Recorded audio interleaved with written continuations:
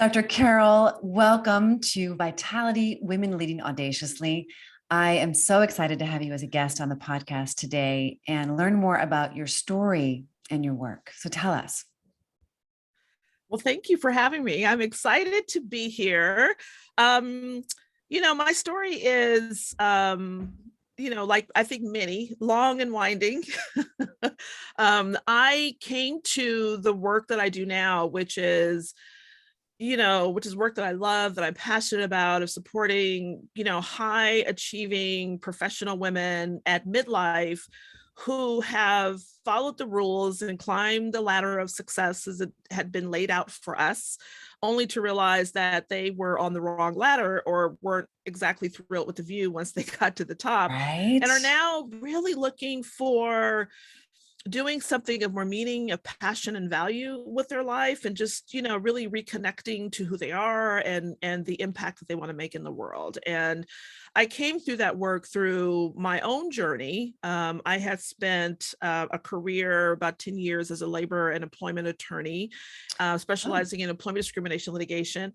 Actually, It was funny, when I came into the field, it was right around the time that sexual harassment cases were coming to fruition. It was when the Indiana Hill hearings were going on. So it was a new, really pioneering area of law that was really exciting to get into at the time. But I also realized that really wasn't something I wasn't passionate about. The argumentative side of law. I really I love the law itself and the mediative piece of it, and helping people to understand and their rights and protecting that, those type of things, doing a lot of training and development in that regard.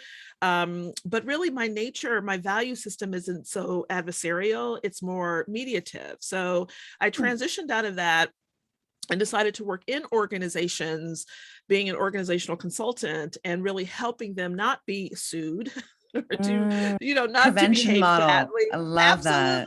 Absolutely. So did a lot of work, coaching leaders, team group development, work group development, really enjoyed that work, developing training for emerging leaders and senior leaders. And, it was really a lot of fun. And then decided after a divorce, and that I wanted to go back to school. I've always wanted to get my PhD, and I always tell people it was more therapeutic. I think that it really was a necessity. Really? Because just like you for get your own to self-worth or what? Yeah, well, I think I had lost a sense of who I was in like the mom, midst of wife. Okay. Mom, wife, my ex-husband at the time, his career, we were traveling, his job moved us a lot. And so so it everything seemed to be in service of either him or my kids. Yeah, I had the same and while thing. I was doing things, it just wasn't really me focused. And so getting back into the throes of challenging my mind and exploring what I wanted to do, and exploring conversations that really were of interest to me at the time, which were, identity development and who, as women, how do we figure out who we are and what we want to do in the world, and antithesis of all of the really derogatory and limiting messages that we receive throughout our lifespan. And and that led to a career in academia. And then from there, I, decided on the precipice of my 50th birthday to launch into my own business. Instead of studying these ideas and researching them, I wanted to really get on the ground floor and work with women to support them. That's exciting. That's incredible. Yeah. Wow. No, and it's really interesting because your work it sounds like it's really breaking the ceiling. It's breaking through boundaries and barriers. So tell us a little bit more about kind of what that, I don't know if it's a pet project or if it's your genius project or what you would call it, but this masterclass that you were talking about sounds really interesting. Oh yeah, it is. It's a joy, and so I hope people will have access to it, because you may hear my energy on it. But so I'm a big fan of metaphors, and part of my doctoral research is really looking at systems theory, and so the movie The Matrix, if you don't know what that is, where have you been? But the movie is such a great representation of, to me, the system around, and the way I'm couching it in this masterclass is the career matrix. It's that we're plugged into this idea of following these preconceived ideas or societal beliefs or understandings about who we are, what we should do. And we bifurcate pieces of ourselves in order to fit into this one way of being and doing. And But as you you go followed, through, right? You yeah, which followed I that. totally You went to followed, law school, you became a lawyer, it completely sounds followed like. it. Yep, Yeah. Got your completely PhD. followed it. Yeah. And at some point, when you move along the lifespan, you start questioning and wondering, kind of like Neo did, like something's off, something's not right. And you realize that you've been plugged into the system. And so what this masterclass is about is helping you to understand how we've been plugged into the system and how to unplug from the system, to see ourselves, to stand in our own truth and our own power, to be in authenticity. And if you like remember the movie, one of the biggest things was about choice and having our ability to choose what we want, as opposed to feeling we have to follow the crowd and be in the herd and follow what society has told us. So it's all about understanding how we got plugged into it, how we can unplug from it and stand in our truth and really, as in the movie, become the one for ourselves in terms of our lives and our careers. That is incredible. And I'm just really connected to the words you're using right now, because yes, choice is a huge thing in the coaching industry and what we do. But I think there's a gap between people knowing that they can choose, but not sure what they should choose, because there's a lot of conflicting information out there. It's like, who do I believe? I'm right now very interested in relationships. I've hacked pretty much everything in life. Like I really know a lot about a lot, like you, endlessly curious. I don't have as many qualifications as you do in my educational completion, but I'm so curious. I probably should have more PhDs than I actually do. Well, life often presents its own PhD. I always tell people that. Yeah, don't underestimate that first level of learning that we all received. Yeah. And then what I'm noticing is that, getting correct information about lifestyle practices, about, career, about all these things, it's kind of challenging to find. And what I shouldn't say find, it's to unveil, because the truth is like unveiled. And then who do you trust and how do you know it's the right thing to do? And you don't actually, there's this whole leap of faith in there as well. So I just spent 10 days on vacation, first vacation I've taken in a very, very long time. And it was kind of spontaneous. I didn't really plan it, but I got connected to a different kind of internet. I disconnected from this internet and I connected to nature. I really just left my phone and my computer, and boy, oh boy, did I tether to this authenticity and power and wisdom that you're describing. And, it took that, right? It took me stepping away and stepping into something more powerful than myself to see myself clearly. And I only bring that up because I'm sure, and the masterclass sounds amazing. I hope everyone signs up for it and takes it, because we all need to understand this so we can step back into our power in a more responsible way. But this was like, it sounds so great, but in the reality, it's like, how does it actually work? That we do it, that we bust these myths, that we step into our power, and that we own it. Yeah. Well, honestly, Jennifer, you laid the blueprint. And it really is about unplugging and finding a space to listen to yourself again, to ask yourself the deeper questions, and to take your own advice, right? When you talked about like who to listen to and who to believe, that is part of the problem, is that what we need to stop doing is acquiescing our power to other people and other people who say this is what we should do, and start leaning into what we know to be the truth. And that's one of the key tenets of, my work, is helping you tap back into the internal wisdom that is already within you.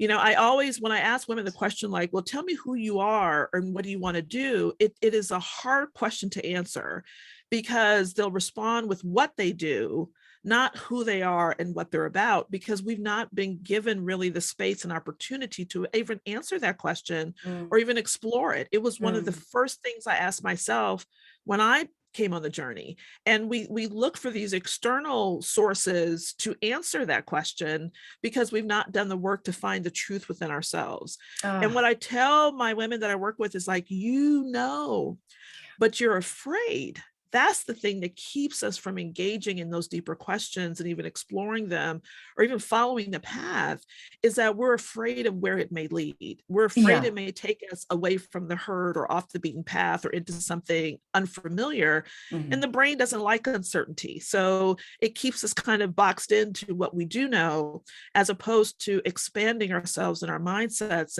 and leaning into our vision and our intuition and our internal wisdom to step into what's so possible and so available to us if we just gave ourselves the permission to unplug, to take that time, and to just listen to the internal wisdom that we already have within ourselves. Absolutely. And I know for me, one of the first distinctions that I made in my 20s, maybe late teens, was distinguishing the different voice from fear versus intuition. And it was really clear to me, the difference, but until I figured that piece out, that first step, over 25 years ago, I didn't, it was very challenging to navigate that internal environment, that internal landscape, to be able to have that distinction. Okay, what is this fear voice saying? What is this intuition saying? And then there's all these emotions, right? That are in the space around that. And I teach a lot about this thing called emotional stamina. And, it's really starting to tune in and accept, acknowledge, and let go. That's actually the process. It sounds so easy, and it is, but you get it. I heard that laugh. It really, I totally hear you, because there really is a simplistic process, but it feels complicated because it's so foreign to our systems and to our minds. Systems, very well said, because it is a nervous system response that gets conditioned, right? Neurons that fire together, wired together. And it's that comfort really on a neurological level that's happening. So how did you do it? I mean, you raised kids as a working mom, some of the time married, some of the time, maybe divorced. I don't know the full story, but how did you do it? Because, we're pretty much slammed as working moms all the time. And you and I are saying, well, look, take a break, tether to your innate wisdom, follow your intuition. It's like, that sounds great, but like, I haven't eaten, it's 2 p.m. and, I only have time to go to the bathroom. So like, how did you do it? How did you find it? Yeah, that's totally true. For me, and this, I know this I'm not telling people to go through this, but for me, it was a massive car accident that actually grounded me. It was something that forced me to stop and to sit down. And I think some of us have life experiences.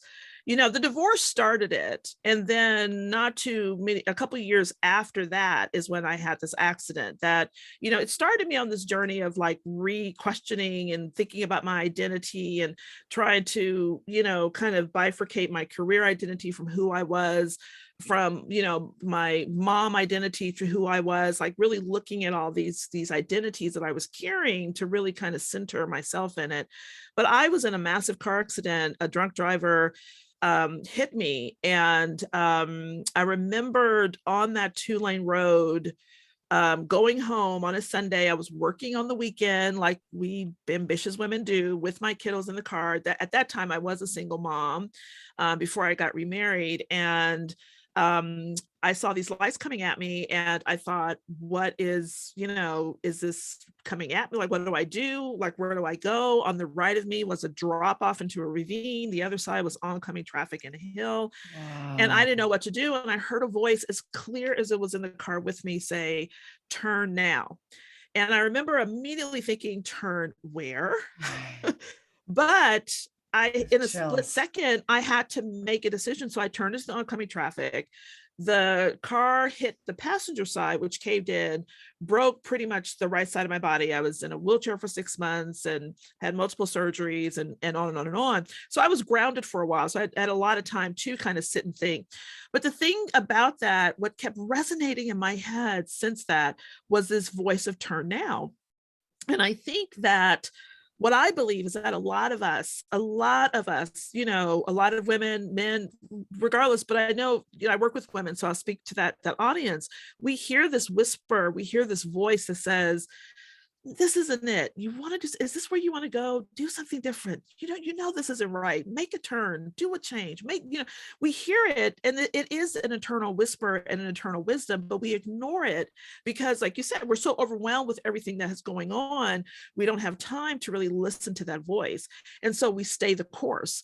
And so for me, had I stayed the course and not listened to that voice, literally that day, I would have gotten hit head on and would not be here.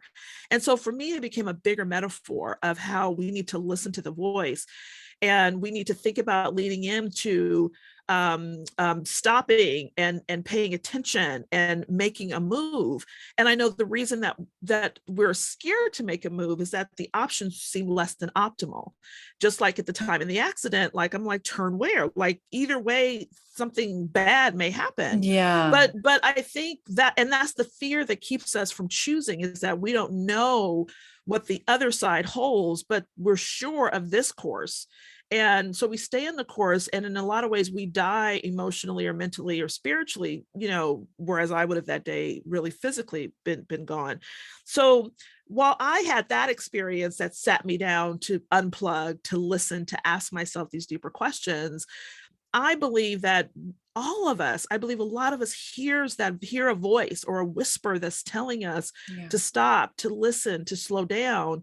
And I think if we just created a space to go and explore what that voice is telling us, that is the beginning of the journey. And that's the first thing we have to do. And then ask ourselves, what do I want? Who am I and what do I want?